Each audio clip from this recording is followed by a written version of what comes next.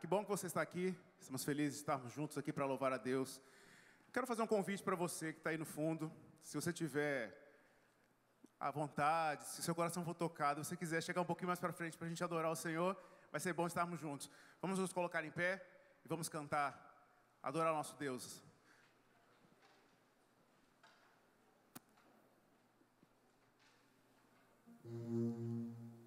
Solte sua voz, bata a sua palma, adore ao Senhor com todo o seu coração, amém? Amém? Amém.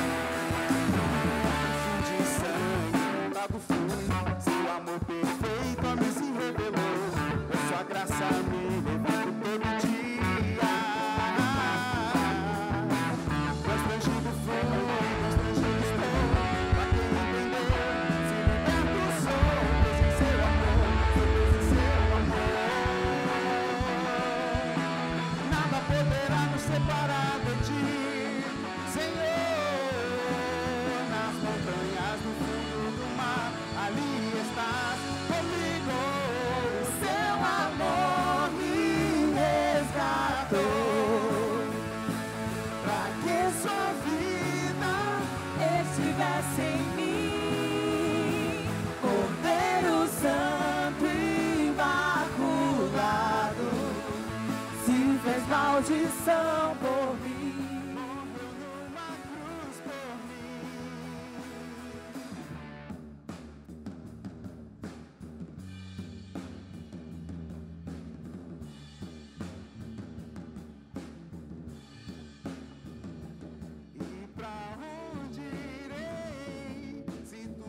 As palavras de vida eterna, pra onde vou? Tua graça me basta, Senhor. Teu amor Me resgatou,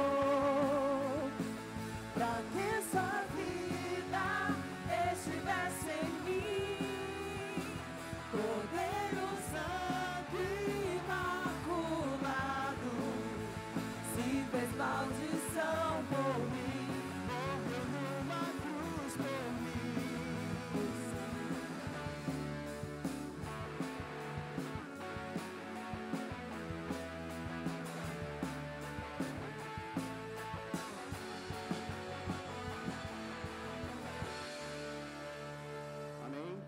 Pode se sentar.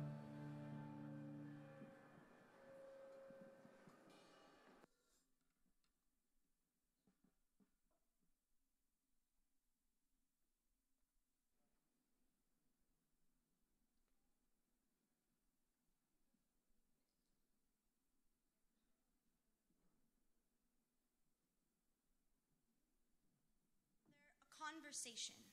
Mom, my depression is a shapeshifter. One day it is as small as a firefly in the palm of a bear. The next, it's the bear. On those days, I play dead until the bear leaves me alone. I call the bad days the dark days. Mom says try lighting candles. When I see a candle, I see the flesh of a church. The flicker of a flame, sparks of a memory younger than noon. I am standing beside her open casket. It is the moment I learn every person I ever come to know will someday die. Besides, Mom, I'm not afraid of the dark. Perhaps that's part of the problem. Mom says I thought the problem was that you can't get out of bed. I can't. Anxiety holds me a hostage inside of my house, inside of my head. Mom says, where did anxiety come from? Anxiety is the cousin visiting from out of town. Depression felt obligated to bring to the party. Mom, I am the party. Only I am a party I don't want to be at. Mom says, why don't you try going to actual parties? See your friends. Sure, I make plans, but I don't want to go. I make plans because I know I should want to go. I know sometimes I would have wanted to go. It's just not that much fun having fun when you don't want to have fun, Mom. You see, Mom, each night, insomnia sweeps me up in his arms, dips me in the kitchen in the small glow of the stove light. Insomnia has this romantic way of making the moon feel like perfect company. Mom says try counting sheep, but my mind can only count reasons to stay awake, so I go for walks. But my stuttering kneecaps clank like silver spoons held in strong arms with loose wrists. They ring in my ears like clumsy church bells, reminding me I am sleepwalking on an ocean of happiness I cannot baptize myself in. Mom says happy is a decision, but my happy is as hollow as a pinpricked egg. My happy is a high fever that will break. Mom says I am so good at making something out of nothing and then flat out asks me if I am afraid of dying. No, I am afraid of living. Mom, I am lonely. I think I learned how when Dad left, how to turn the anger into lonely, the lonely into busy. So when I tell you I've been super busy lately, I mean I've been falling asleep watching SportsCenter on the couch to avoid confronting the empty side of my bed. But my depression always drags me back to my bed until my bones are the forgotten fossils of a skeleton sunken city. My mouth a boneyard of teeth broken from biting down on themselves. The hollow auditorium of my chest swoons with echoes of a heartbeat, but I am a careless tourist here. I will never truly know everywhere I have been. Mom still doesn't understand. Mom, can't you see that neither can I?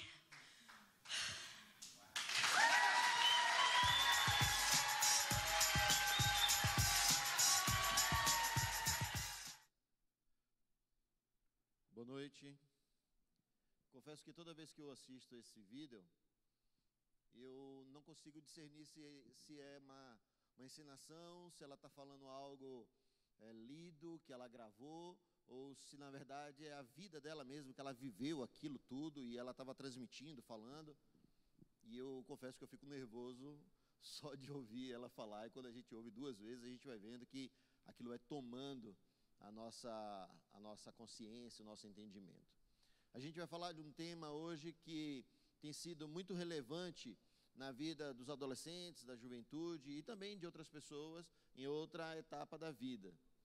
Mas é um tema relevante, importante e que tem sido pouco abordado, entre aspas, nos lugares que talvez deveriam ser mais falados, para ser mais tratados, e a gente precisa tratar sobre esse assunto, que é a depressão, a ansiedade e todo o invólucro que vem por meio de todas essas situações.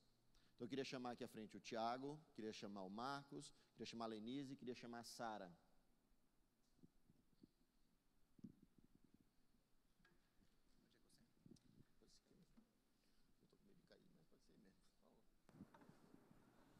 Se eu cair, alguém rir, não vai para o céu.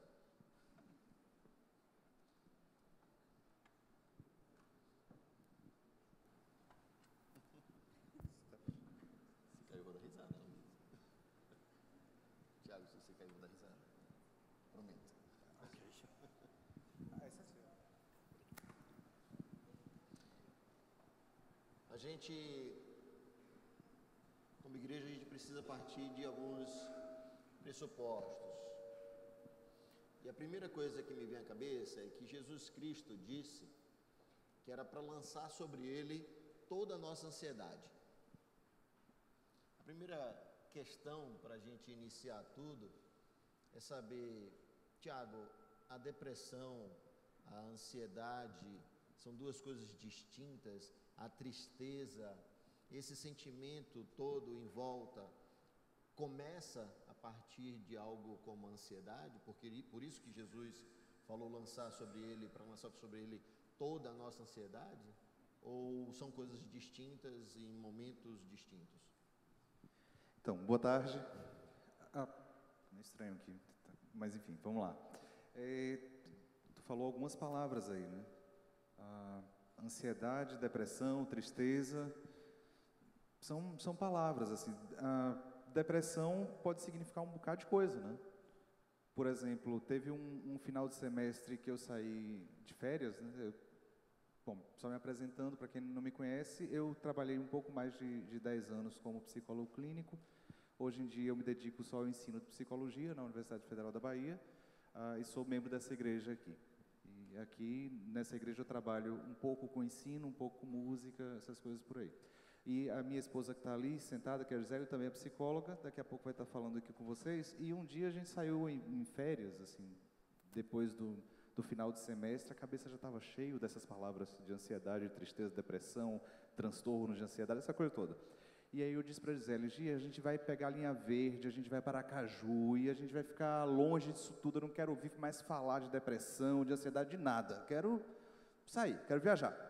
E aí a gente pegou o carro, e quando a gente estava na linha verde, eu ali feliz que eu nunca mais ia lidar com isso durante um mês, nunca mais.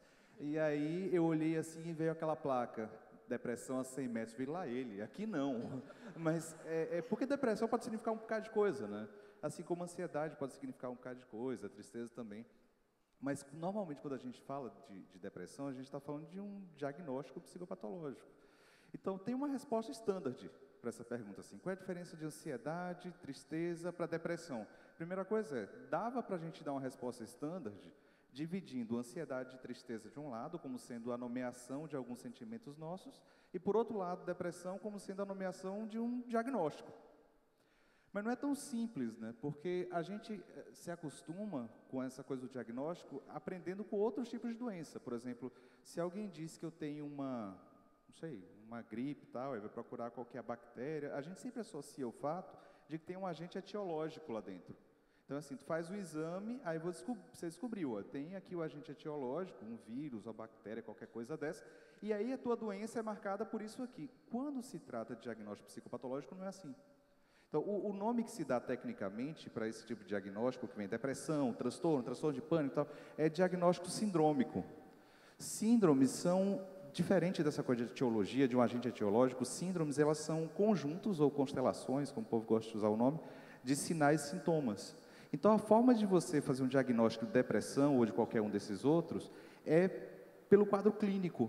Então, você tem um manual estatístico de doenças e tal, e aí quando você lê lá, diz, olha, para você ter depressão, tem aqui 9 itens, por exemplo. E aí tem lá a perda de sono, pensamentos para baixo, tal, essa coisa toda, tem lá uns 9. Se você tiver 6 desses, na frequência tal, você tem depressão, senão você não tem. Então é diferente de um tipo de doença que você faz o exame lá. É por causa disso também que a multiplicação de diagnósticos de transtornos psicopatológicos é muito maior. Porque, na verdade, são agrupamentos de coisas que a gente sente, faz, pensa, e aí quando você agrupa isso, você diz, olha, isso aqui é o transtorno, é a depressão. Então, a gente pode fazer uma divisão assim, tristeza, tá, um sentimento. E depressão? A depressão é um conjunto de sinais e sintomas que normalmente dizem respeito a uma tristeza profunda, com pensamentos destrutivos recorrentes, com uma perda de sono, ou então com excesso de sono, ou com a perda de apetite, ou com excesso de apetite. Enfim, a gente chama isso de depressão. Tiago, então, hoje em dia a gente descobriu que existe a depressão e a gente deu esse nome e tal. Não é bem assim também. É que, à medida em que as coisas que a gente toleram enquanto cultura muda, também muda aquilo que a gente chama de patologia ou de psicopatologia. O lugar da tristeza hoje, para poder fazer de novo uma posição de tristeza e depressão, é um negócio importante, assim. Porque coisas que eram muito toleráveis, há umas décadas atrás, hoje não são mais toleráveis. E aí as pessoas começam a tentar enquadrar isso como um problema a ser resolvido. E a indústria farmacêutica, ela prontamente oferece algumas soluções para essas coisas, né? Então, por exemplo, uma briga, só podendo me estender muito nisso, uma briga que teve há pouco tempo atrás, na mudança aí de um desses manuais, era se algumas coisas que hoje a gente considera como luto, uma tristeza grande porque você perdeu alguém amado, tal, iria ou não ser enquadrado como um transtorno. Essa discussão para alguém que não está dentro parece estranha. Mas você decide assim? Mas decide através de convenções. O que é que você vai chamar de depressão? O que é que você vai chamar de tristeza? O que é que você chama de luto? O que é que você chama de um certo transtorno? Então, mais ou menos por aí. Que bom. Sara, segundo o que o Tiago está falando, essas duas patologias se tornam ou passam pela condição de serem doenças psicossomáticas, né? Então, você tem ideia de como isso pode estar acontecendo no dia a dia das pessoas que você lida nos dias, com as pessoas que você conhece, com as pessoas no trabalho? Você tem alguma lembrança, alguma situação que você possa falar sobre isso? Boa noite. Boa tarde e boa noite, né? Está no meio do caminho. Para quem não me conhece, eu também sou da igreja. Sou militar, não sou especialista na área, nada especialista, mas trabalho com um grupo pequeno, como cooperadora de pastoreio também de GA, e aí a gente acaba lidando o tempo inteiro com pessoas, né? E dentro disso tudo também tenho os meus próprios, digamos assim, problemas. Eu acho que a situação a diferença, né, entre tristeza e depressão, na verdade, eu não vou falar de diferença, mas eu acho que a tristeza, ela vem de uma maneira muito mais pontual, né, por alguma coisa que a gente passa.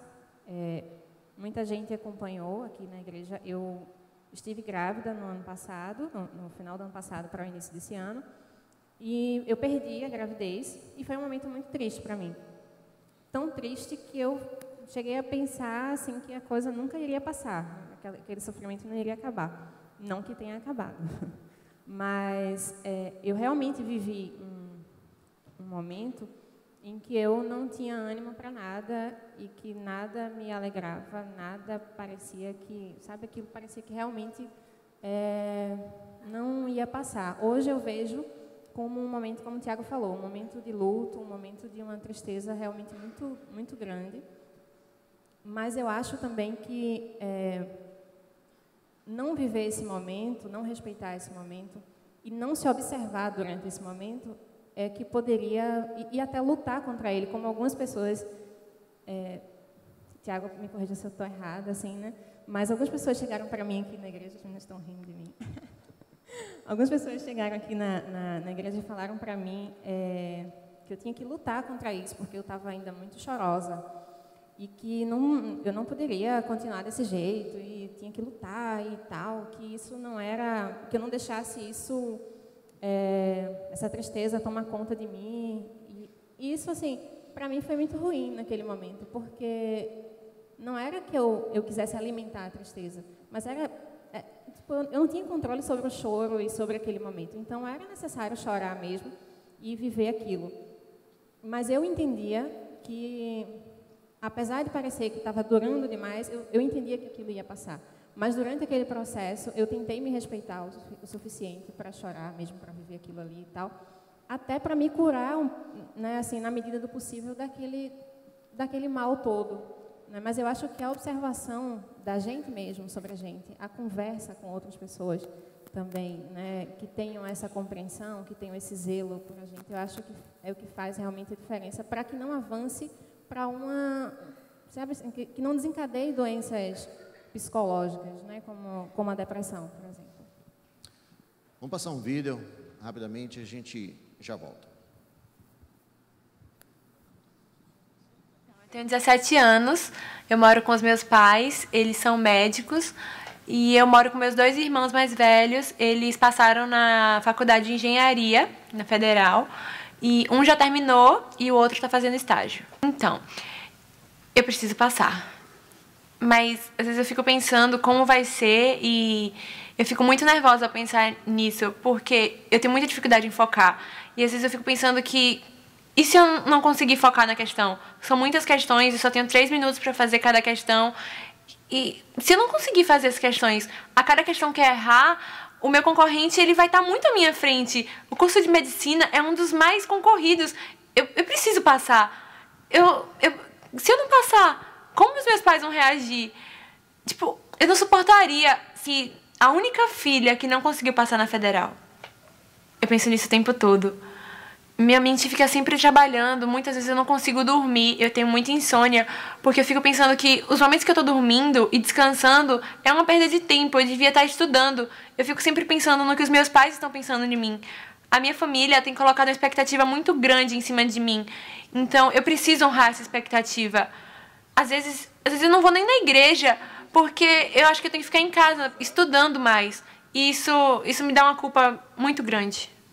É isso, eu fico muito nervosa, eu me sinto muito culpada, eu sinto um aperto muito grande no peito. É muito ruim isso, porque eu não queria ser assim, eu não queria que fosse dessa forma. Eu sinto uma dor muito grande no estômago às vezes, de tanta ansiedade, de tanto nervoso. Como eu poderia falar isso com alguém? Como eu poderia falar isso com os meus pais? Eles iam pensar que eu sou fraca e que eu não dou conta do recado. E se eu falasse isso com meus amigos da escola? Eles iam pensar que eu tava com preguiça de fazer as coisas. Eu nunca falei com ninguém. Pensando bem, a única pessoa que eu falei foi com uma amiga da igreja. E ela falou comigo sobre um versículo da Bíblia que diz pra gente não andar ansioso por nada. E quando eu ouço isso, eu me sinto mais culpada ainda. Eu me sinto muito mal. Porque eu não queria ser assim. Eu não queria que fosse dessa forma. Mas eu não consigo mudar isso. Vem de dentro de mim. Eu não consigo parar. Só acontece. E isso é muito ruim, sabe? A minha rotina é bem doidona, sabe? Eu acordo super cedo mesmo, que eu tenho que pegar ônibus e tem aula cedo e me preparo para assistir aula e na aula já é corrido, porque você tem que sair de uma sala e ir para outra, e sair de um laboratório e ir para outro, e nesse meio tempo eu tenho que fazer trabalhos, nesse meio tempo eu tenho que falar com colegas e fazer várias coisas. Depois eu vou para o estágio, eu tenho várias responsabilidades para resolver, né? Essas coisas pesam muito mesmo sobre mim. E no meu tempo de sobra eu preciso estudar, eu preciso fazer projetos, eu preciso me esforçar, porque tem várias coisas para eu realizar ainda nesse tempo que vai sobrando aí. Para falar a verdade, sempre foi meio doidão assim meu tempo, sabe? Desde guri eu fazia natação, karatê, inglês, espanhol, teatro, várias coisas. Na adolescência foi o pré-vestibular, fazendo milhares de questões para passar na prova. Depois eu fiz o cursinho e estudando e fazendo vestibulares e viajando, indo e voltando. E quando eu entrei na faculdade isso não parou. Na verdade minha rotina sempre foi doida mesmo, assim, sempre tomou muito do meu tempo. Disso, Jorge. A galera acha que eu sou um pouco bitolado, um pouco focado demais com essas coisas. Às vezes eu sinto que eu tô perdendo muito, sabe? Desse tempo de estar com eles, de estar convivendo. Eu sinto que eu tô perdendo um pouco da minha vida, da minha juventude, das coisas que a vida pode me proporcionar nesse momento, nessa realidade. Mas é tanta coisa para fazer, é tanta coisa para resolver. Eu tenho tanto a aprender, tanto a provar para o mundo, para as pessoas, para minha família, que eu não sei, eu tenho que fazer isso, eu não tenho alternativa. O problema é que eu me sinto meio sufocado às vezes, sabe? E quanto mais eu me esforço, quanto mais eu me empenho, quanto mais eu me dedico em realizar todas essas coisas, parece que eu não consigo, parece que não tem capacidade de mim de realizar essas coisas. Quanto mais eu me empenho, mais eu sinto o peso disso, mais eu sinto que isso me incomoda, mais eu sinto que minha vida está passando e eu estou vivendo simplesmente para estudar, trabalhar, estudar, trabalhar, estudar e trabalhar. Engraçado, eu nunca parei bem para pensar sobre isso, sabe? Uma vida ideal. Eu coloco a vida ideal como o que está lá na frente, como o que eu posso construir, o que eu posso realizar. E a minha vida de hoje, não sei dizer se é uma vida ideal. Não trabalho muito para o hoje, eu trabalho pensando no futuro, eu trabalho pensando nas realizações, eu trabalho pensando no que é que pode acontecer lá na frente, na segurança que eu posso ter lá na frente. Uma vida ideal hoje, não sei o que seria isso.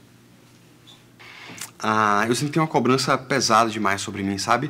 Parece que eu fui preparado a vida inteira para conquistar essas coisas e correr atrás dessas coisas. E eu preciso conquistar essas coisas, eu preciso realizar, eu preciso fazer valer a pena o investimento que meus pais fizeram em mim, o tempo que eles investiram em mim, a grana que eles investiram na minha formação. Só que isso é pesado, só que isso é muito denso. Mas, ao mesmo tempo, é a coisa mais importante da minha vida, sabe? Isso é a realização maior que eu posso ter na minha vida. E vale tudo, sabe? Vale consumo excessivo de café, vale Ritalina, vale perder madrugada estudando, vale a pena, sei lá, brigar com alguém por causa de uma vaga de estágio, vale qualquer coisa, porque esse é o meu objetivo, esse é o meu sonho, isso é o que eu quero pra minha vida, sabe? Meu trabalho, ele costuma ser bem agitado, assim. Tem muitas demandas, muitas coisas para fazer, porque eu sou gerente de varejo, então sempre tem muita coisa. Mas de um tempo assim pra cá, eu tô me sentindo muito cansada e muito irritada. Inclusive, eu nem sei assim se eu tenho feito um bom trabalho, porque, sei lá, eu tô muito irritada e eu não sei nem se eu tenho sido assim uma boa gerente, nem para os meus funcionários, nem assim também para a empresa. Assim, eu não tenho compartilhado minha vida assim com muitas pessoas, porque, por exemplo, eu tenho poucos amigos, eu nunca dou certo em relacionamentos, e então eu fico a maior parte do tempo sozinha, assim. Meus pais se separaram quando eu ainda era criança e eles vivem agora no interior, apesar de que com esse tempo todo eu também nem falo assim muito mais com meu pai. O contato é mínimo. E é isso, eu não tenho compartilhado com muitas pessoas. Pra ser bem sincera, assim, eu tô muito cansada. Então, como minha rotina é muito assim, de casa pro trabalho, e quando eu vou pro trabalho eu vou mais para cumprir as minhas obrigações. E em casa mesmo, assim, eu faço mais assim, o que tem que fazer, e depois eu fico mais na cama, sabe? Eu não faço muitas coisas. E também não tenho saído tanto. E, por exemplo, eu tinha planejado uma viagem agora pro feriadão. Só que eu desisti. Mesmo assim, eu sempre gostei muito de viajar, mas eu perdi totalmente esse interesse. Fiquei muito desmotivada, acabei não indo. E eu não tenho, assim, saído tanto. E também, eu nem sei, assim, se eu sou bonita, nem nada. Não sei se as pessoas acham. Eu queria que as pessoas só estivessem perto. A minha família, os meus amigos. Eu queria que eles estivessem perto de mim. Só, sem cobrança, sem julgamento. Só perto. Olha só, parece que as pessoas às vezes sabem tudo que é certo e errado pra minha vida, sabe? Dizem, você tá estudando demais, você tá deixando de fazer isso, você está fazendo demais aquilo. Cara, eu sei que muito o que eu faço não é a coisa mais certa do mundo, sabe? Mas o que eu realmente preciso é que as pessoas me ouçam, se interessem em saber como eu estou sentindo, queiram entender o que eu penso sobre tudo isso, porque me julgar de longe já é super fácil, dizer o que eu devo ou não fazer, sem estar próximo a mim é super fácil, mas caminhar e conviver e aprender é super importante, porque eu não faço isso para me autodestruir. Eu faço isso pensando no meu futuro, pensando o que é que vai ser lá na frente. Eu faço tudo isso sabendo que eu sou responsável pelo que eu vou construir e pelo que eu vou alcançar nos dias que virão. Então, eu estou tentando fazer, eu estou tentando acertar, sacou? Eu queria que elas pudessem, de fato, me ouvir. Mas, assim, de verdade, sabe? Que não ficassem dizendo que é falta de Deus, que o que eu sinto é porque eu não tenho Deus, sabe? Que é falta de oração. Mas eu queria que alguém pudesse, de fato, me ouvir e até me ajudasse mesmo, tipo, a achar uma solução para as coisas. Mas o que eu realmente queria era isso, que as pessoas pudessem me ouvir. Tiago, ansiedade, depressão, tem como evitar? Tem como remediar depois? É algo genético? É algo que vem com a pessoa e naturalmente em algum momento da vida ela vai despertar aquilo? É algo que é desenvolvido com a vida, com a história da pessoa? Como é que funciona? Beleza, acho que tem pelo menos duas coisas importantes aí. A primeira parte do que você perguntou é se dá para a gente evitar. A segunda parte, acho que lida com causas, né? Assim, de onde que vem, etc. Deixa eu falar primeiro de um, depois da outra. Para falar dessa coisa de se dá para a gente evitar, controlar, suprimir ansiedade, tristeza, eu vou pedir licença para a Sara só para comentar o que você falou, assim. Eu acho que você foi muito feliz. O ponto é bem esse. Aconteceu algo com você que é algo triste, e você ficou bem triste, e passou um tempo bem triste. Isso é humano. Isso é propriamente humano. É como deve ser. Se a gente está vivendo alguma coisa muito complicada, a gente se sente triste mesmo. E pegando o... Qual é o nome? Jael, qual era o seu nome ali? Jorge Matos. Pegando o Jorge Matos, que está ali sentado com outro nome hoje, é uma pessoa que tem personalidade múltipla, tem outro transtorno, não é só aquele que está ali, mas pegando o Jorge Matos, assim, ele falou de um estilo de vida. Se eu contar isso para vocês, se eu disser assim, olha, o cabra, ele faz um curso de inglês, um curso de espanhol, ele faz um outro curso de sei lá o que das quantas, ele também faz esporte, ele acorda 5 da manhã para poder malhar, porque o corpo tem que estar muito firme, tem que estar tudo certo. Quando dá 8 da manhã ele já está no trabalho, o tempo de almoço é quase nada, porque na verdade o tempo de almoço é tempo de reunião, é hora dele ficar com outras pessoas lá conversando. Quando ele sai do trabalho, na verdade é 7, 8 horas da noite, aí ele chega em casa, é claro que ele tem que preparar as coisas, porque não dá só para poder ficar trabalhando, ele tem que se preparar intelectualmente, então ele tem que estudar, ele tem que fazer um curso online, coisa parecida, para poder dormir 1 da manhã e 5 da manhã ele acordar de novo, porque também não dá para o corpo ficar despreparado. Se eu falo isso para vocês, e eu digo assim, essa pessoa não sente ansiedade, o que é que vocês vão me dizer? Está estranho isso, não é para sentir ansiedade não? Assim, parece que a ansiedade aí não é um problema, tem um estilo de vida, e estilos de vida tem custos, né? Não dá para poder fazer isso tudo e dizer, olha, eu quero viver isso tudo, mas eu não quero ter ansiedade. Olha, eu quero passar pelo que eu passei, mas eu não quero sentir tristeza. Parece que o problema não é que a gente não consegue controlar a ansiedade, é que na tentativa de controlar a ansiedade, na tentativa de controlar a tristeza, a gente perde o rumo da vida. E quando a gente está dentro de uma igreja é ainda mais difícil. Mas sabe por que é difícil? Porque a gente tem uma ideia estranha de que quando a gente se converte, quando a gente aceita Jesus Cristo, a gente não sofre mais. Aí a gente não passa mais por isso. Aí a gente olha assim, não, eu não deveria sentir ansiedade. Aí tem uma pergunta que fica estranha assim, Jesus sentiu ansiedade? Sim ou não? Sim? Eu imagino que aquela situação assim, pai, passa de mim esse cálice. Era porque ele estava se sentindo super bem, mas ele estava fazendo um joguinho de cena assim, para poder... Não! Ele estava super se sentindo ansioso com o que ia acontecer. Jesus pecou? Então, meu irmão, eu acho que não dá para a gente dizer que a ansiedade é pecado, não. Agora dá para dizer outra coisa.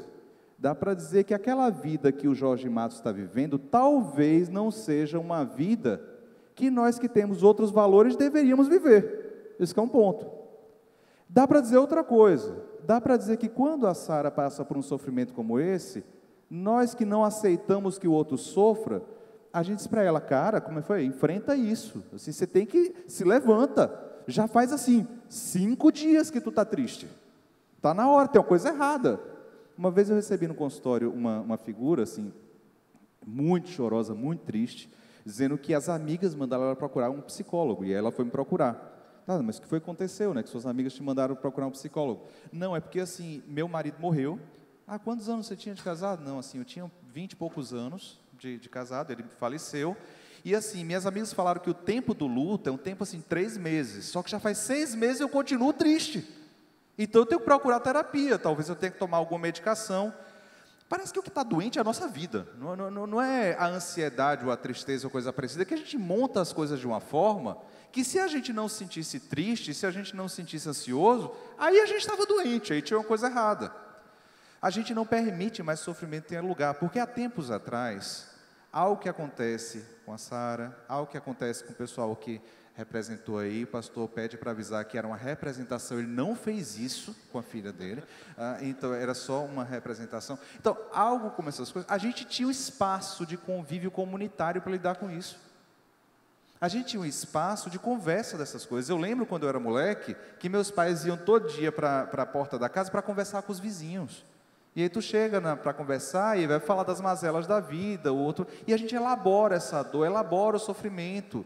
E aí quando tem alguém que está passando por uma situação muito triste, de perda de um filho, etc., vem pessoas da comunidade, abraçam, ficam lá juntos. Sabe, eu lembro que lá em Juazeiro, assim, tinha aquelas irmãs que, não chamavam assim na época, mas eu acho que eram as irmãs da tristeza. Porque qualquer pessoa que passasse por uma dificuldade, elas iam na casa. Elas não precisavam te conhecer, não. É porque elas sabiam que você estava passando por alguma coisa, e o ministério delas dentro da igreja era visitar. E elas iam visitar essas pessoas e sentar lá do lado. Para fazer o quê? Não sei, para comer, para jantar junto, aquela coisa toda. Se aproveitavam um pouco da situação, mas ficavam lá. Era o que elas faziam. Tinha espaço para aquilo. A gente não tem mais espaço para sofrimento, não. Eu lembro quando eu era adolescente, isso não faz muito tempo, que eu, morando em Juazeiro, às vezes a gente ia brincar na pracinha, a gente via um aglomerado assim, de pessoas na porta da casa. E aí tinha muita gente, assim, sabe? E a gente já sabia o que era. É que tinha um caixão lá. Assim, e aí tinha uma expressão que lá em Juazeiro usava, que era beber o morto. Já ouviram falar? O que era beber o morto? Você ia para casa, que o caixão estava na sala, assim, ficava lá exposto. E aí todo mundo estava lá, comendo e bebendo a madrugada toda, para ficar junto com a família durante essa dor, durante esse luto. A viúva não tinha muito tempo para fazer outra coisa, porque ela ia preparar coxinha, essas coisas para todo mundo. Beber o morto não era metáfora, não. Assim, tinha bebida mesmo e tudo. E aí, no dia seguinte, todo mundo ia acompanhando o caixão, e tinha um vínculo comunitário para poder elaborar esse sofrimento. Hoje, não tem caixão na sala. A gente higieniza isso, a gente joga para lá, para o hospital, a gente não quer ver esse negócio, a gente não quer ver o outro sofrer. E quando a gente está vendo o outro sofrer, dá um remédio para ele. Faz alguma coisa para isso parar. Agora eu quero que vocês entendam a seguinte coisa. É possível que o Jorge Matos, é isso? Que o Jorge Matos, ele comece a notar que ele está com ansiedade. Só que a gente, culturalmente, a gente diz assim, ansiedade é um problema, a gente tem que tratar. E aí ele procura um médico, e o médico diz assim, ó, realmente, seu nível de ansiedade está muito alto. Então, tu vai tomar um remédiozinho, um ansiolítico qualquer, para reduzir tua ansiedade. E aí ele toma esse negócio. Só que quando ele toma, no dia seguinte, ele acorda meio grogue, assim. Sabe como é? Ele assim, nem tomou muito forte, mas ficou grogue. E aí o trabalho não está funcionando tão bem. E aí ele começa a se preocupar. Eu estou com transtorno. E eu tenho que fazer alguma coisa para essa ansiedade parar. E ele começa a estudar essa coisa. Aí ele entra, ele descobre que no Facebook tem grupos fechados só de quem tem transtorno de ansiedade. E ele começa a conversar com essas pessoas. E aí o tempo que antes, sei lá o que ele fazia, ele conversava com a mãe, com a amiga, etc., ele está conversando com outras pessoas que também estão procurando resposta para a sua ansiedade. E daqui a pouco o ciclo social dele está envolvido nisso. Daqui a pouco as conversas dele estão sobre isso, descobrir um novo tratamento para a ansiedade, uma nova coisa, e você começa a ver que a vida dele já está girando em torno de mandar aquela ansiedade embora. E você pode perguntar para o Jorge Matos todas as formas de tratamento para ansiedade que ele sabe te dizer. Mas se você parar e perguntar para ele assim, cara, se essa ansiedade fosse embora hoje, assim, ó, pá, acabou, não tem mais ansiedade. Ou depressão, estenda. Se a depressão fosse embora hoje, acabou, não tem mais. O que é que você ia fazer diferente da sua vida? Sabe qual é a resposta mais honesta que eu queria te dar? Não sei. Não sei, porque eu já passo tanto tempo tentando ficar bem, tentando tirar isso, que eu não sei te dizer assim, como é que seria a minha vida daqui para frente. E aí a gente para de viver a vida que existe aqui fora, para tentar de alguma forma fazer a gente ficar bem. E o que os estudos mostram é que quanto mais a gente tenta controlar isso, pior fica. Quanto mais a gente tenta... Não tem nada mais deprimente do que você tentar não ficar triste. Não tem nada mais ansiogênico do que você tentar não ficar ansioso. Tenta em casa.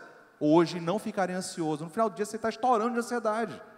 A questão é que boa parte de nós gira a vida em torno de tentar mudar o que sente, controlar a ansiedade, controlar a tristeza, e acaba perdendo qual é o sentido que a vida deve ter, que normalmente diz respeito a esse vínculo que é mais comunitário.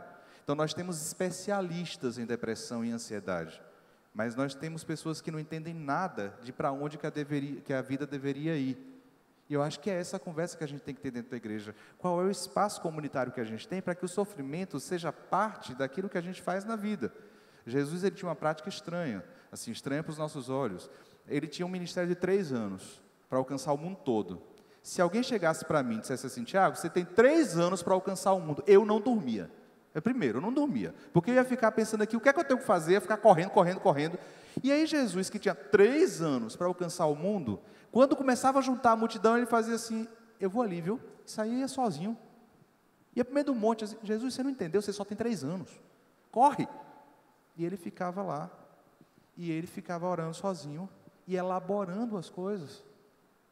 E conversando com Deus, e orando, e pensando qual é o sentido da trajetória dele, a tal ponto em que ele chega para Deus e diz, eu sei qual é a trajetória. Me ajuda a sair dessa. A gente não faz mais isso, a gente tenta tirar a ansiedade, tirar a tristeza. Eu lembro de um velório que eu estive, e a senhora, a viúva, chorava muito, e as pessoas chegavam perto dela, e diziam para ela, todos chegavam perto dela assim, não chore, não sofra, não viva isso dói muito, não chore, não deixe que isso passe desse momento assim. E aí quando as pessoas saíram de perto, eu cheguei nela e falei assim, olha, deixa eu dizer uma coisa para a senhora, chore sim, vive esse momento sim, esse é um momento de luto, é um momento de dor, é um momento que a senhora está vivendo que ninguém vai saber, entender exatamente que momento é esse, como é essa dor, porque a senhora é a viúva. Então chore sim, viva esse momento para que a senhora passe por ele e depois a senhora não sofra, porque a senhora na verdade não deixou de viver esse momento. Chamaram um cara chamado Psico para poder estar com a gente, né? Eu não sei como é que, acho que ele deve ter vivido alguma coisa nesse sentido, mas Marcos, fala para a gente um pouco sobre essa questão de ansiedade, você na altura da vida que você está, como é que você tem lidado com isso? Primeiro que, boa noite, meu nome é Marcos, o pastor apresentou aí, eu sou estudante de medicina e trabalho aqui na IBAN com adolescentes, nas redes, na EBD. Eu estou no período acadêmico agora, de final de semestre, acho que para muita gente esse culto é providencial, assim, questão de saúde mental, porque é bem intenso mesmo. Eu achei interessante quando, lá no vídeo, falaram sobre cristãos que falam frases prontas quando a gente está em situação de tanto ansiedade quanto tristeza. Porque nós, como cristãos, nós temos a tendência de tentar ver propósito em tudo, isso faz parte. Mas existem momentos que a gente tem que estar, vamos dizer assim, vivendo realmente o momento da tristeza, vivendo realmente o momento da felicidade. Porque, como você mesmo falou, num velório, as pessoas falaram para a mãe não chorar. Como é que não vai chorar num momento desse, né? Então, eu tenho percebido que, o tema está deixando de ser tabu nas igrejas, o tema da saúde mental, mas, às vezes, a gente peca muito por querer consolar as pessoas na hora que nós temos que simplesmente estar lá para chorar junto com elas. Então, tanto na questão da ansiedade quanto na questão da tristeza, nós temos que, sei lá, quando alguém for desabafar com a gente, nós estarmos junto com elas e não tentar simplesmente dar frases prontas, dar respostas que um versículo bíblico, porque na hora talvez não vai ajudar em nada, só vai piorar a situação. Eu queria falar um pouquinho. Boa noite, meu nome é Lenise, eu sou advogada, eu saí da faculdade no passado, né? Então acabei de ver um período bem conturbado e estou fazendo especialização agora e é um momento bem difícil. Eu me enxergo muito nessa questão da ansiedade e também um pouco do que passou no primeiro personagem, que eu não me lembro o nome. Mas é a questão da cobrança. A gente se cobra muito mesmo. Eu me cobrei muito durante o período que eu estava terminando o semestre, estudando para a faculdade, fazendo TCC, estudando para a OAB. E é um momento muito difícil. Mas não tinha como eu viver sem ansiedade. Acho que, bem como o Thiago falou, a gente passa por momentos assim e a diferença é como a gente vai lidar, né? É muito difícil estar vivendo isso de dentro, estar no meio de toda aquela situação, mas eu acredito que é uma fase. Eu enxerguei como uma fase, como um momento, e acho que isso é mais saudável, né? Porque a gente tem que viver aquilo. Na faculdade, os conflitos vêm, as situações difíceis vêm, a gente tem que viver, tem que passar por aquilo, mas que tem que pensar que, no final, é um aprendizado que traz para a gente uma experiência nova, algo que a gente pode viver de forma que a gente vai escolher e discernir, né? Para que direção a gente vai, se aquilo vai te consumir ou te vai trazer algum benefício, te vai trazer algum crescimento pessoal mesmo e também espiritual, né? Que a gente tem que se apegar muito nesse momento. Era só essa observação.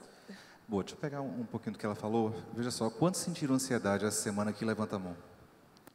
Alguém não sentiu? Isso pode baixar, eu também já senti. Acho que sentir ansiedade é parte do que há. Assim, a gente tem um corpo, a gente sente ansiedade, pronto. Agora, a questão é que existem algumas dores que fazem sentido, outras não. Então, por exemplo, se o exemplo do rapaz ali, eu esqueci de novo o nome, Jorge Matos. Jorge Matos, ok. Se o Jorge Matos, ele sente ansiedade nisso, e esse é o estilo de vida que ele deseja viver, tá bom que a ansiedade dele tenha sentido. Enquanto cristão, eu acho que não é um estilo de vida muito bacana não, mas, enfim, tem os valores dele aí.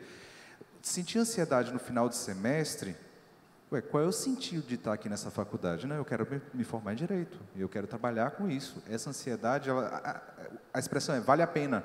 A gente às vezes fala vale a pena e a gente não se toca do que a gente está falando, né? Pena é coisa ruim, não é coisa boa não. Então, se vale a pena, quer dizer que vale sentir esse negócio. Só que às vezes a gente muda o foco. Em vez do foco ser, tá ok, essa ansiedade que eu estou sentindo é em função da vida que eu estou escolhendo. E a gente lida com a vida, não, a gente quer mudar o que está aqui dentro. E a gente gasta boa parte do nosso tempo e energia tentando mudar. Por que eu acho que é importante comentar isso? Porque algumas pessoas confundem o que é ansiedade com o produto da tentativa de controlar a ansiedade. Quando alguém fala assim, transtorno de pânico, primeira coisa que vem na cabeça de vocês que já ouviram, provavelmente deve ser o ataque de pânico.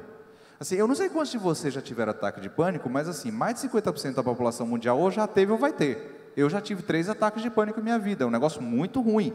Mas ter um ataque de pânico não diz que a pessoa tem o transtorno de pânico. E quando é que diz que ela tem o transtorno? Muito sinceramente, diz que tem o transtorno quando você se ocupa boa parte da sua vida para tentar não ter o ataque. É isso que diz se você tem transtorno de pânico ou não. Olha lá nos critérios diagnósticos, é mais ou menos assim. Passa boa parte do dia tentando evitar o ataque de pânico, que é uma experiência do corpo muito ruim e tal. Se esquiva de situações sociais que podem induzir aquele ataque de pânico. Ou seja, o transtorno de pânico é muito mais um produto do sujeito que está vinculado a controlar sua própria ansiedade do que alguém que tem ataque de ansiedade. Tem ataque de ansiedade? Aquele ali vai ter. E mais de 50% do que está aqui vai ter também. E sabe por que vai ter? A gente está construindo um mundo que não tem muito espaço para poder a gente elaborar as coisas, não.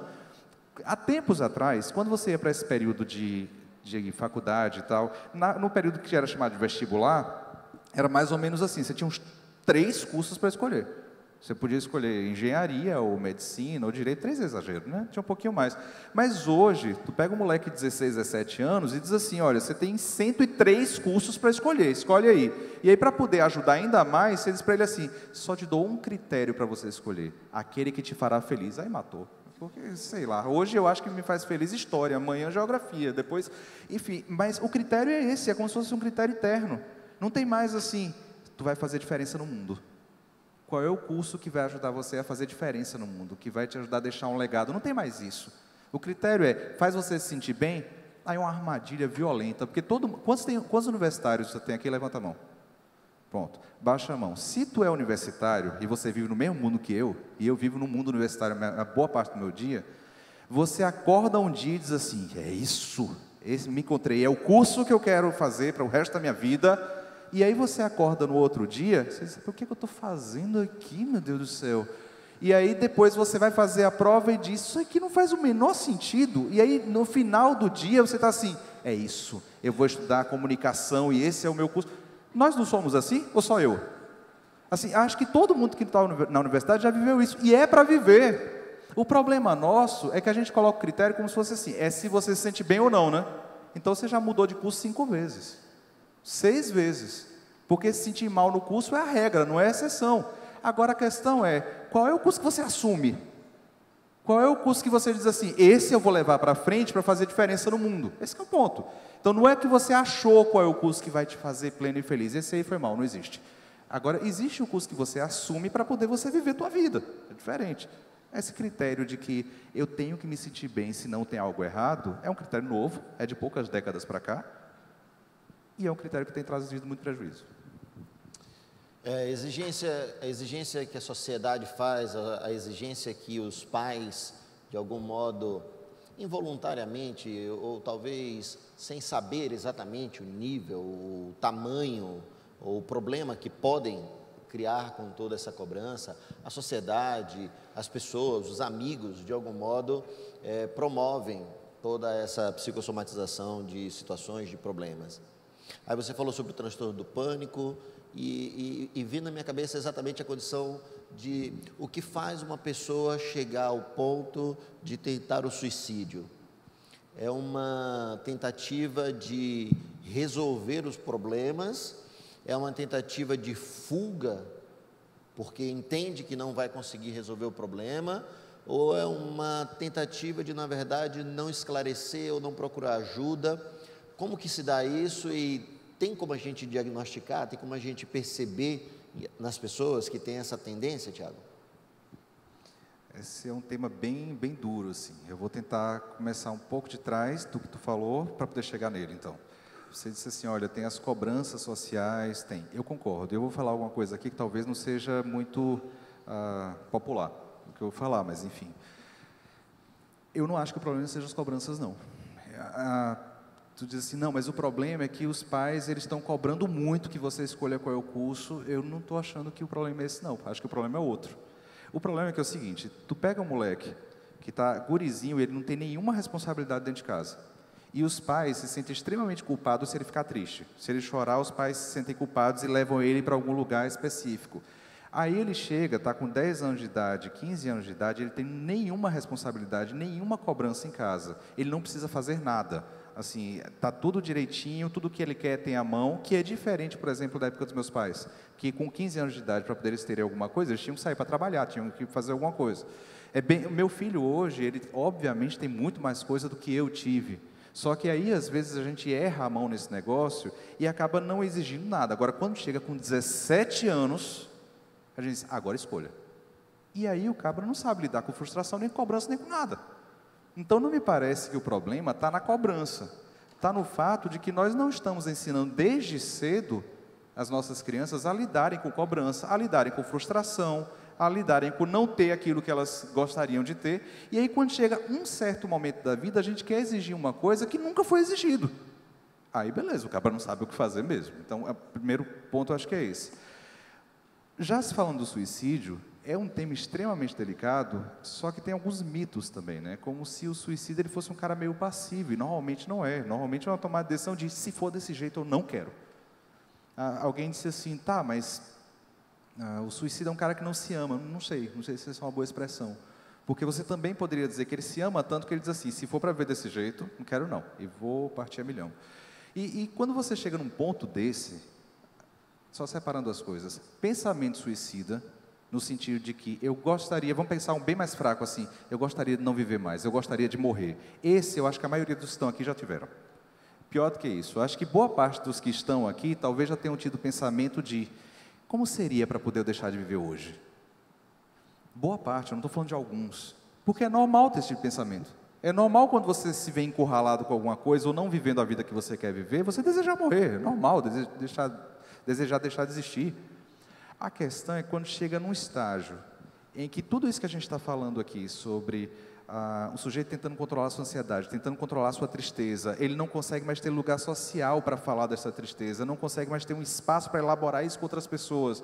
Nós cada vez mais reclusos, né, cada vez mais individualizados, tentando buscar cada vez mais o nosso próprio desejo, o nosso próprio bem-estar. Quando tudo isso explode num ponto em que o sujeito diz assim, hoje eu decido, hoje eu não quero mais viver, e ele começa a planejar, aí já é um período de crise que não adianta falar nada do que a gente está falando aqui. O que a gente faz com alguém que está dizendo, olha, vou me matar, e está planejando se matar, e já está organizando a forma? Sinceramente, o que a gente faz é, segura ele com vínculo social. Não tem muito o que apresentar nada do que a gente está discutindo aqui. A ideia é, esteja junto, esteja próximo, não deixa sozinho, faz ele sentir que existe aquilo que mais dá sentido para a gente, que são vínculos. Nós fomos criados por Deus como seres relacionais. A gente não encontra sentido no isolamento, a gente encontra sentido nos vínculos sociais. Então, no estágio que chega a esse ponto do suicídio, que é assim, desse jeito eu não quero mais, tem que ter gente junto. Uma vez uma psicóloga que foi minha professora, ela contou uma história muito ruim, assim, de um caso que ela atendia e que a família delegava para o psicólogo o caso desse rapaz, era um rapaz de 20 e poucos anos, e a psicóloga tentava lidar com ele, no 1 a 1, mas a família assim, finalmente, está no psicólogo, está no psiquiatra, deixa lá, porque ele enche o saco, e não tinha o espaço do vínculo para lidar. Um belo dia esse cara tira a própria vida, e a psicóloga recebeu um buquê de flores, assim, ela disse que nunca chorou tanto na vida dela, porque foi um buquê de flores com um cartãozinho lá dizendo, nós sabemos que você fez o seu melhor. E quando ela pegou aquele buquê de flores, tudo que ela pensou foi, eles estão com alívio, bicho, porque o cara foi embora, eles estão com alívio disso, porque nós estamos sendo treinados para a gente não tolerar estar do lado do outro no sofrimento. Nós estamos sendo treinados para, se o outro está sofrendo, ele é uma âncora, ele está puxando meu pé, eu não quero, porque eu tenho minha vida para viver. E o suicídio acaba sendo o ato extremo de alguém que já perdeu todos os vínculos. A depressão não é uma tristeza. A depressão, frequentemente, é alguém que já perdeu todo o sentido, porque todos os vínculos já foram embora. A gente só encontra sentido na vinculação horizontal e vertical. Eu vi uma vez um amigo falando assim, se eu tivesse a oportunidade hoje de ir num corredor e tivesse 2 botões, um vermelho e um verde, e esse botão verde diria que eu viveria, e o botão vermelho diria que eu morreria, eu apertaria o botão vermelho. Conversando essa semana com um jovem, ele me falou que ele tem vivido muitas pressões e muitas cobranças que ele mesmo tem se proposto, ele mesmo tem se imposto. Pai e mãe são tranquilos, conheço, falam, conversam, não exigem, mas ele mesmo tem se cobrado. E aí ele me falou uma coisa no final, dizendo assim, pastor, todo dia de noite eu uso a rede social como remédio. E eu achei aquilo extremamente perigoso, porque, na verdade, o que o Tiago está falando é exatamente ao contrário, porque a rede social não traz esse tipo de vínculo social, muito pelo contrário, faz a gente viver a vida que não é a nossa, faz a gente enxergar a vida do outro, faz a gente olhar o que o outro está fazendo, faz a gente, de algum modo, entre aspas, desejar um pouco aquela vida. Lenise, o Instagram também é remédio para você? Complexo. Olha só, tratando um pouquinho do Instagram, né? Eu acho que, como o senhor falou, É um escape que a gente encontra, muitas vezes, a gente como jovem, né? A gente se utiliza disso para esquecer algumas coisas, mas é como você falou mesmo, é bem problemático, porque a gente encontra de tudo, né? Não é uma fonte filtrada, não é algo indicado no sentido de favorecer alguma área da gente, da nossa vida. Mas é muito perigoso, né? Uma pessoa, principalmente que já está passando por uma situação muito difícil, muito complicada dentro de si, buscar refúgio em algo tão, não diria supérfluo, mas tão não palpável e não tão concreto, né? Então, isso é bem difícil de entender como uma pessoa pode buscar refúgio, mas eu também penso muito na falta de como saber lidar com isso. E aí que eu entro num ponto também que eu tenho muita dúvida.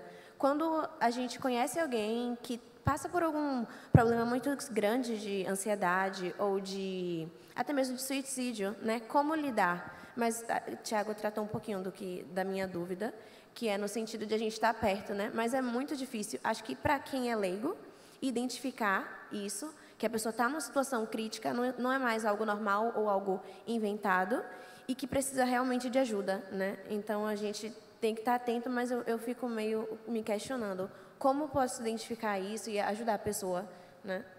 Sara, você quer comentar alguma coisa antes do Tiago? Eu só ia falar em relação ao Instagram também. Redes sociais, né, de um modo geral. Algumas pessoas aqui sabem que eu tenho uma conta no Instagram que assim, ela tem uma intenção um pouco de motivar pessoas a fazer atividade física e tal, enfim. Tem um lado meio fitness no negócio. Mas, na verdade, quando eu comecei essa proposta, era realmente assim, motivar e tal, mas eu tinha uma motivação maior, que era motivar meus pais. Isso está 50% realizado. Mas aconteceu que aí eu comecei a receber começou a aparecer muito no meu perfil aquelas coisas, tipo assim, outras pessoas que têm esse mesmo tipo de conta, né? Assim, essas coisas interligadas, e aí aparece um monte de gente fitness que vive nesse negócio de 1000 dietas e que fazem e acontecem mil coisas, é um negócio assim. E Lenise falou uma coisa assim que acha muito perigoso para quem está passando por um problema e tal. Eu acho que é perigoso para todo mundo, porque às vezes sem perceber você vai se contaminando, vou usar essa palavra, mas não me entendam tão mal assim. Mas assim a gente vai, digamos, se contagiando com aquilo ali. E às vezes você pode entrar na mesma vibe, assim, porque tipo eu nunca tive o pensamento de colocar coisas lá por vaidade, por querer isso, por querer aquilo, sei lá, aparecer e tal. Mas muitas vezes você vê isso naqueles outros perfis que você acaba seguindo, acaba se interligando, né? E por vezes, tipo, você pode cair na mesma situação e fazendo igual e adoecendo junto. Porque muitas dessas pessoas, eu falo das pessoas de algumas dessas pessoas que eu comecei a ver. Né? Não estou falando que todo mundo, enfim, estou falando de situações bem específicas. Mas, assim, eu comecei a ver pessoas muito doentes por essa coisa, assim, de um mundo fitness e de muita dieta e de, tipo, uma vaidade sobrenatural, assim, sabe? Uma coisa absurda.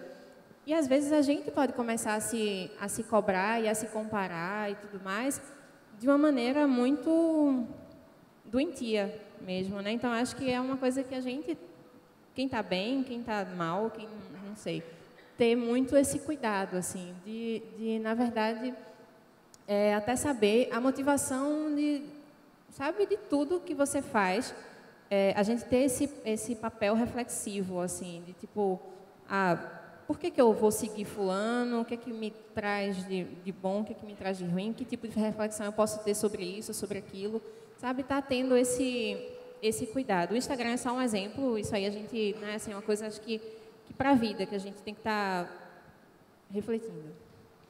Então, tem 3 coisas aí, né? Foi sobre como reconhecer, se é hora de pedir ajuda, alguém que está assim, tem a questão das redes sociais, e tem uma terceira coisa que tu falou, que é essa questão da idealização na rede social. Deixa eu tentar, vamos lá. A primeira parte, como reconhecer, Uma das melhores coisas que eu acho da gente viver em comunidade dentro de uma igreja é porque a gente tenha pessoas a quem recorrer mesmo. Então, se alguém está falando de se matar e está começando a escrever que isso vai acontecer, não pensa se é uma ameaça ou não. Vai e procura ajuda. Ponto. Assim, depois a gente decide se isso aí era uma ameaça, e depois a gente tem que... Mas se a pessoa está dizendo que vai tirar a própria vida, está planejando, procure ajuda. Ponto. Estando numa comunidade como essa, fantástico. Porque você tem pessoas que se responsabilizam por pessoas, que é uma coisa muito rara lá fora. E lá fora, procura logo um psiquiatra, procura logo um psicólogo, porque não tem essa rede social que a gente tem aqui. Mas, enfim, chegou nesse nível, procura. Falando sobre rede social, veja só, comunicação mediada digitalmente não é um problema inicialmente. Por exemplo, um dia desse eu estava conversando com a Daiane, que cantava aqui, e que maravilha, ela está lá no Canadá, eu estou aqui e a gente está batendo papo, ótimo. A questão é outra, é a gente relembrar qual é a natureza do tipo de relação que é saudável. É que todo mundo pegou esse negócio que eu falei, de que a gente tem colocado um critério que é se eu me sinto bem ou se eu não me sinto bem, né? Tanto que assim, eu mereço ou eu não mereço, isso me faz bem, isso não me faz bem. Os critérios têm sido esses, e esses são critérios destrutivos, esse é o ponto. Um relacionamento de intimidade, ele pressupõe ansiedade, tristeza e dor. Ponto. Quantas pessoas aqui namoram há mais de um ano? Levanta a mão. Pronto, pode baixar. Ou casados, né? Que seja. Você quer um relacionamento porque você quer se sentir bem. Você quer começar um namoro porque você quer ter a tranquilidade, a paz de estar ao lado de alguém e etc. Aí você começa a namorar. Um ano depois, se você for olhar quantos % do tempo que você passou com essa pessoa foi assim, tranquilidade, paz, olha que coisa boa, aqui a gente junto, tal, enfim. E quantos % teve ciúme, ansiedade, agonia? Você vai olhar que provavelmente boa parte do tempo você passou num estado que as pessoas diriam que hoje em dia é patológico, de ansiedade, tal. Mas relacionamentos de intimidade, eles não são significativos porque eles te fazem se sentir bem. Eventualmente, eles até te fazem se sentir bem porque eles são significativos, é diferente. Intimidade pressupõe vulnerabilidade, pressupõe que você vai se expor e áreas da sua vida que são muito dolorosas, o outro vai ter acesso. Então, relacionamentos em geral envolvem, ou deveriam envolver isso, né? Relacionamentos fortes. Num relacionamento mediado digitalmente, a gente tem uma questão que isso é muito facilmente driblado. A questão é, eu posso editar o que eu vou mostrar. Eu não preciso mostrar tudo para o outro. Eu posso dizer aquilo que eu desejo mostrar, e se está muito ruim, assim, eu não estou trancado dentro do mesmo quarto. Na minha época de começo de mexer em chat, essas coisas, a internet caía, milagrosamente. Hoje em dia é mais difícil você usar essa desculpa, né, de que a internet cai, mas tem outras desculpas, assim, deixou em branco, dormi, deixei o celular lá. Então você acaba tentando eliminar uma parte do relacionamento, que é exatamente parte daquilo que deixa o relacionamento significativo. Então, as redes sociais têm esse problema. Um outro problema é essa questão da idealização, que é fortíssimo. É como eu acho que eu deveria viver. Enquanto eu fico pensando como eu deveria viver, dificilmente eu consigo estar olhando o que eu tenho hoje. Então, insatisfação, que é propriamente do humano, todos nós somos insatisfeitos. Assim, nós temos falta. Nós não nos sentimos plenos e etc. o tempo todo, esse é um ponto. Cristão ou não, tu tem falta. Assim, tem insatisfação com coisas. O que é propriamente normal do humano, a gente eleva a 10ª potência. Porque quando você começa a olhar redes sociais como essa que você está lidando, que as pessoas com barriga chapada, tudo direitinho, aí aquela coisa que a Angélica teve filho e agora já está com a barriga chapada. Meu Deus, olha a minha. Aí, assim, eu deveria já estar assim. Então, quando você começa a olhar isso, qualquer coisa que esteja ao seu redor, cai. Até porque tem uma coisa mágica, assim. Você segue um cabra lá no Instagram, e aí ele viaja o tempo inteiro. Ou não, né? Ou então ele viajou uma vez e distribuiu as fotos ao longo do ano. Mas toda vez que você abre, você olha para... Ele está em Paris, e você olha e você está no Imbuí. Assim, não que o Imbuí seja tão ruim, mas assim, quando você começa a comparar, dá para se sentir mal com o que você está vivendo. A ideia é que parece que a gente está abandonando uma habilidade que os cristãos primeiros tinham muito, de estar sob controle do momento presente, de viver o dia. E a cada dia basta o seu próprio mal. E do contentamento também. Do contentamento. Porque Perfeito. assim, a gente entra num negócio, um ciclo de insatisfação que não acaba nunca, nada nunca tá bom, né? E aí, tipo, isso gera um problema gigantesco, porque a gente fica procurando solução onde a gente não vai achar e vai sempre numa bola de neve, isso sempre vai aumentando e a gente vai só adoecendo, né? Exato. Contentamento não implica em deixar de estar insatisfeito. Não são oposições. Você pode ter insatisfação e estar contente. A questão é que a gente eleva a insatisfação a um nível absurdo. Mas todos nós humanos temos insatisfação, ponto. E nós podemos viver com contentamento. É uma outra coisa. As práticas que nos ensinavam isso antigamente, práticas de meditação, práticas de estar em contato com o próprio corpo, mas em contato com a vida, a gente abandonou. Aí agora está voltando com um nome bonito, tipo mindfulness, e aí vende que é uma beleza. Mas o princípio é o mesmo, que é um princípio cristão muito antigo de contemplação, da gente aprender a contemplar as coisas. Aí agora a gente está industrializando e vendendo o pacote, né? Mas tudo certo. O ser humano é insaciável, e isso que a gente está falando aqui. A gente nunca está satisfeito com nada, a gente sempre quer mais. Se a gente tem um, a gente quer dois, e a gente sempre quer algo a mais, a gente sempre quer ter mais, e não o ter pelo ter muitas vezes, mas às vezes o ter pelo ser, ou por querer ser. Nessa condição de sermos insaciáveis para tudo que a gente quer, para tudo que a gente deseja, o sofrimento também se torna algo insaciável na gente. A gente também, de algum modo, parece que precisa viver isso para crescer. O sofrimento é necessário para crescer, passar por uma dificuldade, por uma falta, por uma perda, por uma ansiedade, por uma necessidade que gera sofrimento na gente, faz a gente amadurecer, faz a gente crescer. É algo necessário? Boa, vamos lá. Primeiro, o sofrimento é humano, pessoas sofrem, ponto. Não é, pessoas sofrem, então vamos resolver da forma melhor. Pessoas sofrem, ponto. Você pode se fazer a seguinte pergunta: eu estou sofrendo ou eu não estou sofrendo? Deixa eu te dar só uma sugestão. Tu poderia mudar a pergunta. O meu sofrimento faz parte de uma vida significativa ou não? Sim. O meu sofrimento é porque eu estou engajado em alguma coisa que importa? Ou eu estou mais engajado em tentar, de alguma maneira, tirar esse sofrimento de dentro de mim e ficar paralisado dentro da minha casa? Eu acho que essas perguntas são um pouco melhores. Sim, o sofrimento é necessário para crescer? As coisas que mais importam para a gente envolvem sofrimento. Sim, comece um relacionamento com alguém, depois de 3 anos você diga, não teve sofrimento nenhum. Eu não conheço esse relacionamento. Comece um trabalho novo que você acha que vale a pena e me diga, não tive nenhum sofrimento.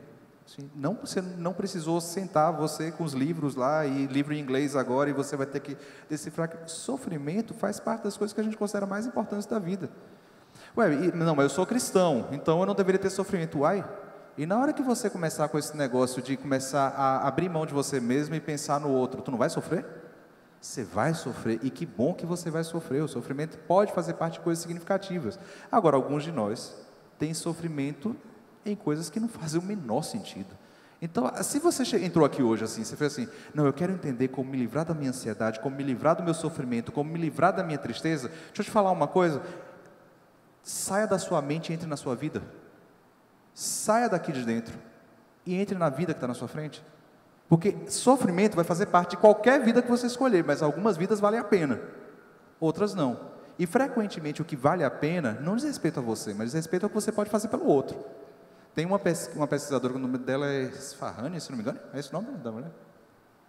É lá do livro lá de sentido e tal. É uma pesquisadora que fez uma pesquisa extensa, tal, de pessoas que têm qualidade de vida ou não têm qualidade de vida, e ela começava a fazer de uma forma em que ela mensurava se as pessoas tinham mais atitudes ao longo do dia em função dos outros ou em função de si mesmas, e no final das contas, bingo, as pessoas que tinham maior qualidade de vida eram as pessoas que gastavam boa parte do seu tempo em função dos outros, e não de si mesmos. Então, saia da sua mente, entre na sua vida.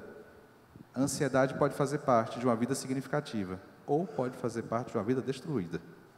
A escolha não é sentir ou não ansiedade, todos nós vamos sentir. A escolha é qual é a vida que você vai escolher viver com ansiedade, com medo, com sofrimento. A escolha está por aí. Marcos, você já teve alguma situação que você lembre de sofrimento extremo, situação que você tenha vivido, que de algum modo faça você lembrar isso que o Tiago está falando, que você tenha vivido? Sim. Acredito que todo mundo já passou por momento ou momentos que parece que, tipo, seu chão cai, que você não tem mais, sim, caramba, como é que vai ser a partir daqui? Mas eu acho que foram esses momentos que, como o Thiago falou, realmente ajudaram a tornar a minha vida mais significativa. Tem um texto de 2 Coríntios, eu acho que é 7, que fala que a tristeza, segundo Deus, produz arrependimento que gera salvação. Antes de Deus ter me alcançado, quase que eu não saía. Antes de Deus ter me alcançado, foi um momento em que eu estava sem chão. Mas a partir desse momento, eu consegui compreender o que é uma vida realmente significativa. E, ao mesmo tempo, tem até um filme de animação chamado Divertidamente. Quem aqui já viu esse filme? Ele tem um trabalho legal com a questão da tristeza, do sofrimento, que a gente pensa que às vezes é só a alegria tomar conta de nossa mente que nós vamos estar bem, mas o filme realmente trata disso, de quando a alegria toma conta da mente da criança lá, que está no filme, as coisas começam a se desregular. E um dos momentos mais significativos da vida dela envolveu a tristeza que tem no final. Spoiler, desculpa. Aí, galera. Mas eu acredito, como o Thiago falou e como eu falei aqui mais uma vez, que o sofrimento torna a vida mais significativa, torna a vida mais viva, mesmo que no momento nós não, às vezes, percebemos isso. Gente, antes que você fique ansioso, a gente daqui a pouco vai dar uma paradinha. Agora, às 19 horas, a gente vai dar uma paradinha, a gente vai ter um festival de tortas aqui fora.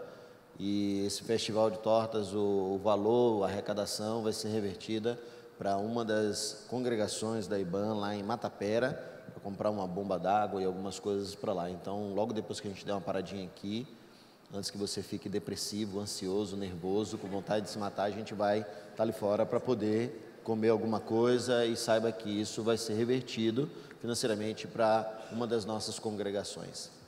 Tiago, ansiedade, depressão, toda essa dialética, tudo que foi falado, ele está desconectado de algum modo da vida espiritual do ser humano? Ou na verdade tudo é sim espiritual e a gente está vivendo isso porque de algum modo não temos como desconectar? É o efeito no corpo de algo que começa na mente, de algo que começa com a nossa alma, com os nossos sentidos, com a percepção de vida, com a percepção de mundo, com a percepção de que estamos vivos, que de algum modo reflete na nossa vida espiritual, não necessariamente no espírito que de Deus está em nós, mas na nossa vida espiritual. Isso é desconexo? Tem tudo a ver? A gente pode tratar isso dentro da igreja? É legal, é interessante, é um ambiente importante? Ou na verdade isso é bom que fique apenas no ambiente de clínica? Boa. Um dos grandes ganhos, talvez o maior ganho da espécie humana seja a linguagem, né? A gente fala sobre as coisas. E aí quando a gente fala sobre as coisas, a gente categoriza coisas. Por exemplo, eu posso dividir aqui essa reunião que a gente tem entre homens e mulheres. E aí eu criei duas coisas, duas categorias, homens de um lado, mulheres do outro. Eu posso dizer que existem pessoas, existem bancos. E no final das contas, a gente vai lidar com isso tudo que a gente está vivendo aqui, criando ou não as categorias que são para serem criadas. E aí depois que a gente cria as categorias, a gente às vezes esquece que são categorias verbais. Aí para poder a gente entender melhor como o humano funciona, a gente diz assim, olha, tem um lado que é psicológico, tem um lado que é fisiológico, tem um lado que é espiritual, tem um lado... Enfim, isso que eu estou falando para vocês agora é fisiológico, psicológico ou espiritual? Você pode dizer, é fisiológico, porque tem aqui o aparelho, o fonador, tal, tudo direitinho. Não, é psicológico, porque tem o aprendizado que você teve no longo do seu desenvolvimento. Não, é espiritual, porque isso tem a ver com coisas que a gente está discutindo que são de valores eternos da vida, tal. Então, qual dos três que é? É os três. Sim, essa ideia de dicotomizar, tricotomizar, sei lá qual é o nome que se dá para isso, é linguístico, e é bom às vezes, porque ajuda a gente a entender as coisas mais especificamente. Mas na hora de agir, nós somos humanos, Humanos são corpo, humanos são alma, humanos são espírito, tudo junto. E quando a gente está falando de alguém que está passando por um processo de tristeza grande, tem que estar tudo junto. Alguém pode dizer assim, tá, mas é fisiológico? É, cara, toma um remédio de você ver. Vai mudar seu humor. Assim, toma um hormônio específico, você vai ver se não vai ficar mais agressivo ou menos agressiva. Muda. Vai ver se você está lidando com questões que são espiritualmente relevantes, de valores eternos, etc. Isso vai mexer com o seu corpo também, e é o organismo todo, num conjunto que está funcionando. Então, tudo que a gente está falando aqui envolve as 3 coisas. E deve ser tratado, não sei se é a melhor expressão, mas deve ser lidado nesses âmbitos todos.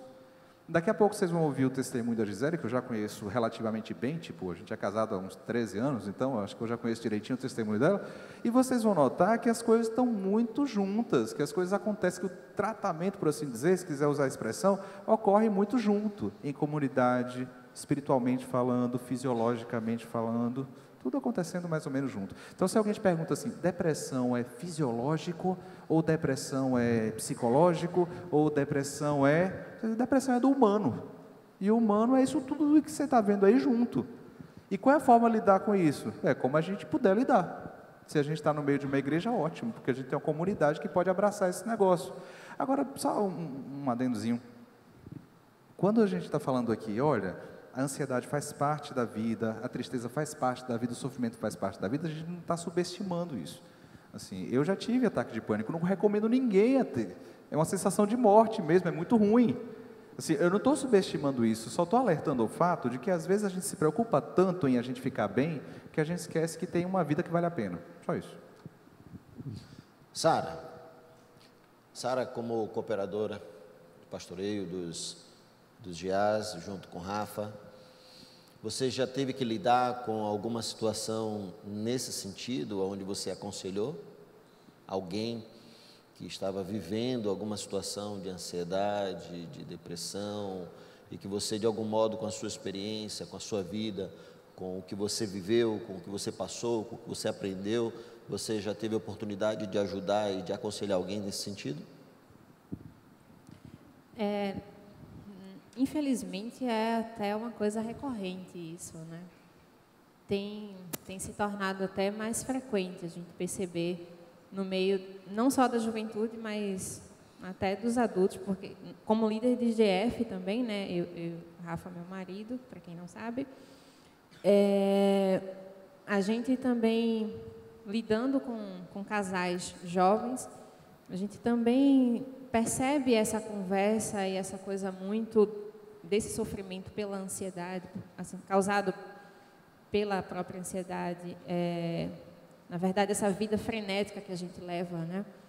Na correria do dia a dia, de estudo, trabalho, quem é casado, cuidar de casa, cuidar de filho, enfim, 1000 coisas. Então, e mesmo focando na juventude, como foi a pergunta, recentemente até eu conversei com uma jovem que me trouxe outra jovem, enfim, passando por um quadro de depressão, mas é uma pessoa que tem sido acompanhada tanto dentro da igreja como também fazendo terapia. Então, é uma pessoa que está usando medicação, está sendo acompanhada, como o Tiago falou, espiritualmente, fisiologicamente, psicologicamente. Então, é muito bom ver quando as pessoas pedem ajuda, né? E a igreja acolhe, como também profissionais dão esse suporte, né? Antes de começar, eu estava conversando antes de começar aqui o nosso debate, eu estava conversando com Gisele sobre essa questão do pedido de ajuda, né? Porque, particularmente, eu fico muito feliz quando eu vejo jovens ou mesmo adultos pedindo ajuda, né? Que chegam para a gente, preciso conversar, e chegam e desabafam e abrem o coração mesmo. Porque eu sempre tive muita dificuldade com isso. Hoje em dia, assim, é uma vitória, porque eu consigo falar de mim, consigo falar de sofrimentos com muita tranquilidade, porque entendi a importância disso, a importância de verbalizar para que as pessoas consigam perceber a minha dor. Por mais que muitas vezes não vão ter dimensão daquela dor, como às vezes a pessoa chega para mim, eu não consigo dimensionar aquilo que ela está sentindo, mas de alguma forma a gente compartilha e a gente se ajuda, né? Então, para mim, o início de tudo, quando eu não conseguia falar sobre assuntos que me traziam dor, eu comecei escrevendo. E eu comecei escrevendo como se não fosse sobre mim, como se fosse uma coisa aleatória sobre outra pessoa, mas eu sinalizava de alguma forma, e depois eu comecei a escrever sobre mim, e depois eu comecei a falar um pouquinho e fui falando, enfim, hoje eu consigo falar sobre certos assuntos, mas assim, eu acho que é importante a gente, como igreja, como amigos, como comunidade, tanto a gente buscar ajuda para a gente, né, compartilhar aquilo que a gente sente, como também trabalhar o nosso ouvir e a nossa atenção, como a Lenise trouxe, né, da questão da percepção do que o outro está passando. Como é que a gente vai perceber e tal? De alguma forma, existem sinais. O que não existe muitas vezes é a nossa percepção, assim, a nossa atenção sobre aquilo, né? Às vezes a gente está tão envolvido com tanta coisa, dentro da própria igreja mesmo, né? Infelizmente, a gente está tão envolvido com tantas atividades, com tanta coisa, que a gente não consegue perceber a essência de um comunicado que a pessoa está fazendo. Às vezes, porque às vezes essa comunicação não é tão clara assim, mas de alguma forma vem algum sinal. Mas quem puder ser claro, por favor, faça isso. Amém. Queria pedir que você ficasse de pé aí onde você está, a gente aqui também, nós 5 aqui de pé. A palavra de ordem que fica é: peça ajuda. Ajuda. Grite por ajuda. Peça ajuda. Eu já conversei com uma jovem uma vez, era exatamente 11h30 da noite mais ou menos, e ela mandou uma mensagem no Instagram. Geralmente a gente não está ali toda hora, mas eu naquele dia estava estudando, e estava estudando até tarde, e eu vi o celular tocar, e eu peguei para poder ver, vi a mensagem, e fui olhar. E aí ela colocou assim: pastor, eu preciso de ajuda. E aí ficou aquele silêncio, não falou mais nada, e depois de alguns momentos ela falou e disse assim: eu estou pensando em tirar minha própria vida. E naquela hora eu não respondi, eu liguei imediatamente. E estava disposto a sair na mesma hora para poder ir ao encontro dela.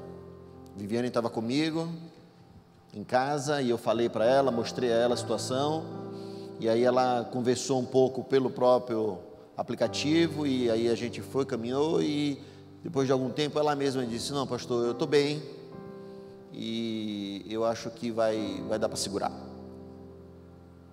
A palavra de ordem é: peça ajuda. E sabe o que é interessante? É que a gente está num meio onde de algum modo a gente se sente excluído, tanto com tanta gente como a gente está, e a gente às vezes se sente excluído. A gente não sente a coragem de dizer assim: eu preciso de ajuda, cara. Eu não sei nem o que é que eu vou falar para você, eu não sei nem o que é que eu vou dizer, nem como eu vou dizer, mas será que você sabe se a pessoa que está do seu lado já teve essa vontade? Será que essa pessoa que está do seu lado, de algum modo, tem vivido essa dor? Você sabe disso? Então eu queria pedir que você nessa hora abraçasse, botasse as suas mãos sobre as pessoas que estão do seu lado. Se você estiver sozinho num banco, por favor, alguém vai atrás dessa pessoa, não deixa ela vir até você não, porque talvez ela não vá até ela, isso, puxa o Lipe lá, que estava sozinho, puxa ela, coloca perto. Não quero que ninguém esteja só, quero que todo mundo esteja com o braço sobre alguém. Eu queria que você se desse a oportunidade nessa hora de talvez dizer para a pessoa do seu lado, dizer assim: olha, eu preciso de ajuda, e eu não sei como é que eu faço isso, eu preciso de ajuda, eu não sei o que é que eu digo, eu não sei nem o que é que eu estou vivendo, não sei o que eu estou passando, mas eu preciso de ajuda. E se você estiver do lado dessa pessoa, eu quero que você tome isso como responsabilidade sua, de trazer isso para a gente caminhar junto com essa pessoa, para a gente ir atrás, para a gente estar perto, para a gente não deixar essa pessoa estar sozinha, porque quando você está só, é muito mais difícil, é muito mais complicado. Quando você está só, você não tem ninguém por você, só tem você se acusando, se cobrando, você falando coisas para você mesmo que são coisas horríveis, coisas que você talvez não teria coragem de dizer para ninguém, mas você tem dito para você. Você não pode ficar só, você precisa ter alguém do seu lado. É por isso que os GAs, os grupos familiares, os grupos pequenos têm uma importância gigantesca na vida da igreja. É por isso que a nossa igreja se reúne em grupo pequeno também, para que você não se sinta só, porque você não vai chegar a lugar nenhum sozinho, e você precisa de ajuda. Curve sua fronte, feche seus olhos, e quando a gente estiver lá fora, socializando, peça ajuda, fale, procure, grite, berre, manda uma mensagem, fala alguma coisa, mas não fique sozinho, não fique só. Deus, a tua palavra nos ensina que o Senhor mesmo, quando criou Eva, o Senhor disse: não é bom que o homem ande só. O Senhor, na sua infinita sabedoria, sabia o quanto nós dependemos da mutualidade, da comunhão, de fazermos parte da vida das pessoas e de ter pessoas fazendo parte da nossa vida. Nós não conseguimos andar sozinhos, nós precisamos um do outro e precisamos do Senhor. Portanto, nessa hora, Deus, eu apresento a vida de cada um dos jovens que aqui estão. Eu apresento a Deus as nossas vidas diante do Senhor nessa hora, para que o Teu Santo Espírito esquadrinhe nossa alma e faça transbordar as necessidades que nós temos guardado dentro de nós e que tem tirado a nossa paz, que de algum modo tem até motivado a gente a andar sozinho, e que estamos num ponto nessa hora, Deus, que precisamos de ajuda. Eu quero apresentar a vida de cada uma das pessoas que nessa hora, junto comigo, estão orando e que se encontram nessa situação, para que o Senhor mesmo possa fazer essa pessoa se convencer de buscar ajuda, de procurar ajuda. Que o Senhor nos capacite a ajudar, a estar perto, a estar do lado, a ouvir, a ceder o ombro, a abraçar. E que o Senhor complete em nós e a partir de nós tudo aquilo que o Senhor planejou. Usa as nossas vidas para o louvor da Tua glória, em nome de Jesus. Amém e amém. Vamos dar uma saidinha, vamos ali fora, vamos comer o cupcake do Casé e a gente volta para cá agora, daqui a pouco, em nome de Jesus.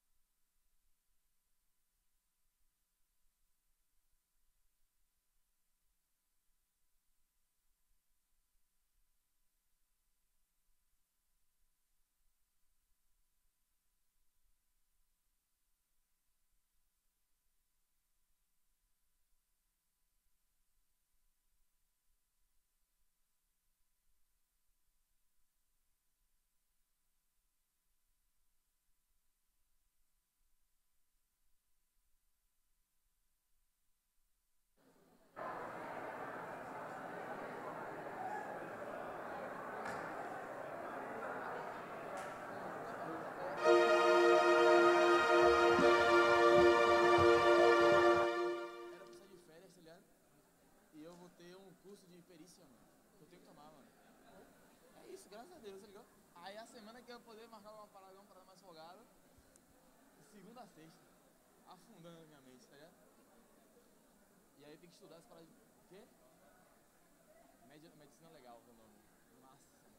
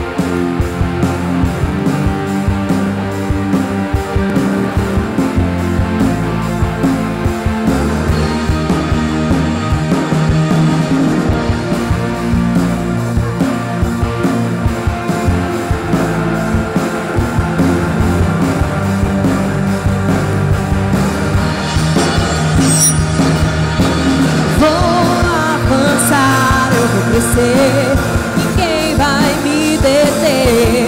Meu alvo é Cristo, meu alvo é Cristo. Avançar eu vou crescer, ninguém vai me deter. Meu alvo é Cristo, meu alvo é Cristo. Vou avançar, eu vou crescer,